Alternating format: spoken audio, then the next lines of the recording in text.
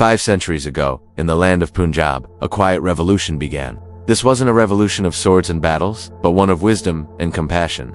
It wasn't meant to divide humanity, but to unite it. This was the birth of Sikh, and at the heart of this profound movement stood one man, Guru Nanak Dev Ji. Guru Nanak was born in 1469, in a village called Talwandi, which we know today as Nankana Sahib in modern-day Pakistan.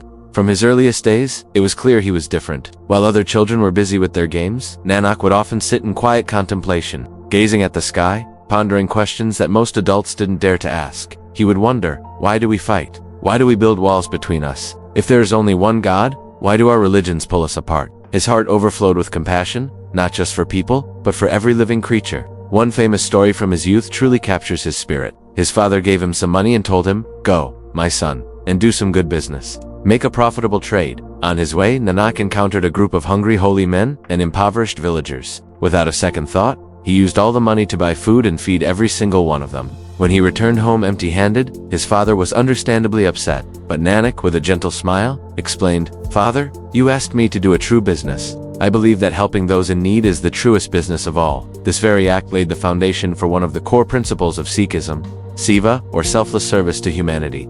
Then, at the age of 30, something truly extraordinary happened. One morning, Guru Nanak went to bathe in the river Kali Bein. Hours turned into a day, then another, and another. Nanak did not return. The villagers, fearing the worst, concluded that he must have drowned. But on the third day, he emerged from the water, his face radiant, glowing with a divine light.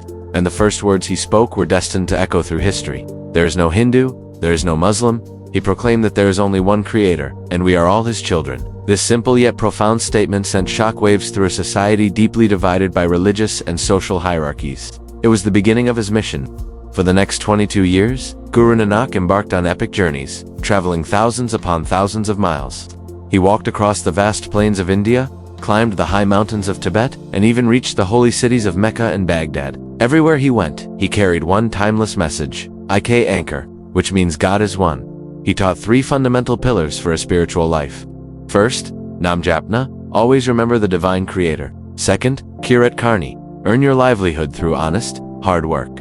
And third, Van Chakna, share what you have with others, especially those in need. He fearlessly rejected the oppressive caste system, all forms of discrimination, empty superstitions, and blind rituals. For Guru Nanak, the highest religion, the truest path, was simply humanity. His wisdom was often tested. Once, while in Mecca, he lay down to rest. As he slept, his feet happened to be pointing toward the Kaaba, the most sacred site in Islam. A local guard, seeing this, became furious. He kicked Nanak and shouted, "How dare you point your feet toward the house of God?" Guru Nanak, waking calmly, simply replied, "My friend, please, turn my feet in a direction where God is not." The guard, still angry, grabbed Nanak's feet and began to drag them to a different position. But to his astonishment, no matter which way he turned them, the Kaaba seemed to appear in that very direction.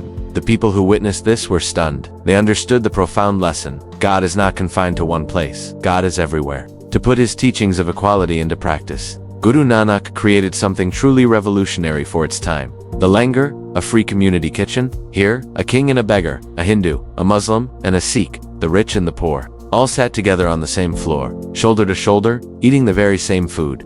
The Langar wasn't just about feeding the hungry. It was a powerful, living demonstration of equality. It sent a clear message, in the eyes of the Creator. No one is higher, and no one is lower. We are all one human family. In his final years, Guru Nanak settled in a town he founded, Kartarpur. There, he lived as a simple farmer, continuing to teach, work the fields, and serve everyone who came to him. In 1539, after illuminating the world with the light of truth, peace, and equality, Guru Nanak prepared to leave his physical form. A debate arose among his followers.